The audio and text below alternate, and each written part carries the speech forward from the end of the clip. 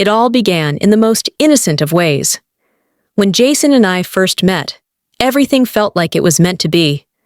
Our connection was immediate, almost magical. We laughed together, shared our thoughts, and even our deepest secrets.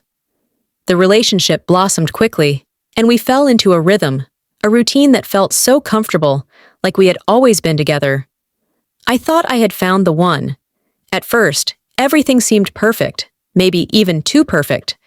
The chemistry between us was undeniable, and we would spend hours together, holding hands, talking about our dreams, and laughing like we were the only two people in the world. Jason made me feel special, like I was the center of his universe, and I was so happy. The sex was passionate and frequent, but it didn't feel obsessive or out of the ordinary. It was just another part of our love. But as the months passed, I began to notice some subtle, strange shifts in his behavior. At first, I dismissed it as stress from work or personal problems. Jason was the type of person who loved his job and sometimes struggled to balance it with his personal life. He would get distant at times, retreating into himself. I would try to reach out, but he would just brush it off, saying he was fine. He would become agitated over the smallest things, and our once carefree interactions started to feel a little tense. The affection I had once basked in seemed to diminish, replaced by his growing need for something else, something I couldn't quite put my finger on. Then, there were the strange hours he kept. Some days, he would disappear for hours without explaining where he had been. He would come home looking disheveled and tired, and it became clear that something wasn't right. The frequent intimacy we shared started to feel different, not in a way that brought us closer, but in a way that felt like it was driven by an uncontrollable urge.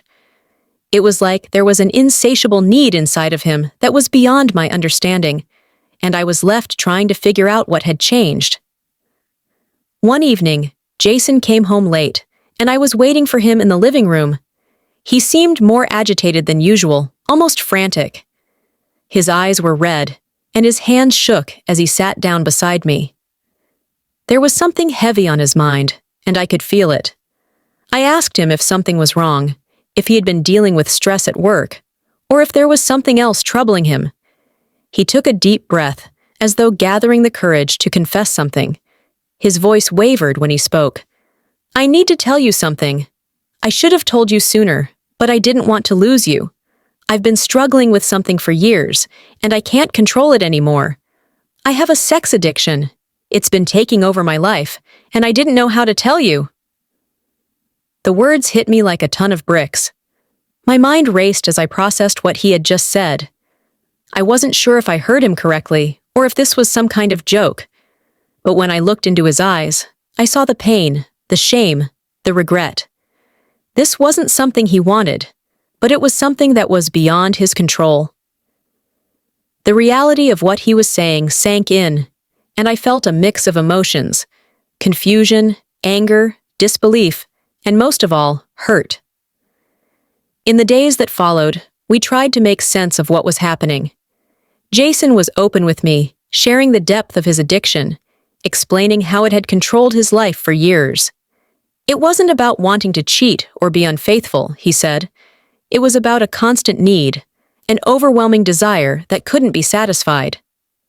I listened and I tried to understand, but the more I heard, the more I felt like I was losing him. His addiction wasn't just about physical sex. It was an emotional drain on both of us. It made him distant, detached, and emotionally unavailable. We went to therapy together, trying to get to the root of the problem. But no matter how much we talked, no matter how many steps we took toward healing, I could never shake the feeling that I was losing myself in the process. Jason's addiction took priority over everything. Even when he was physically present, he was mentally elsewhere. I found myself feeling more alone than I had ever felt in my life. The person I loved was slipping further and further away, and I couldn't reach him. He would promise me that he was getting better, that he was seeking help, but his actions didn't align with his words. He would go back into old habits, disappear again, and the cycle would repeat itself. Each time, I hoped it would be the last, but it never was. The pain of constantly being let down started to wear me down, and the love I once had for him began to feel like a heavy burden. I tried everything I could think of to make it work. I loved him deeply, and I wanted to help him through his struggles, but I couldn't ignore the toll it was taking on me. I couldn't keep putting myself second. I felt like I was losing myself in a relationship that was no longer healthy for either of us. The more I stayed, the more I was suffocating. One day, I realized that I had to make the hardest decision of my life. I had to leave. I loved Jason, and I wanted to help him, but I couldn't keep sacrificing my own happiness and well-being. The emotional exhaustion, the feeling of being second to his addiction, the constant disappointment, it was too much. I couldn't lose myself in this relationship any longer. Leaving him was the most painful thing I've ever done. I didn't want to leave, but I knew that if I didn't, I would lose myself completely. I hope Jason gets the help he needs, that one day he can find peace and healing. But I also know that sometimes love means walking away, even when it hurts, even when your heart is shattered, because sometimes the best way to love someone is by letting them go.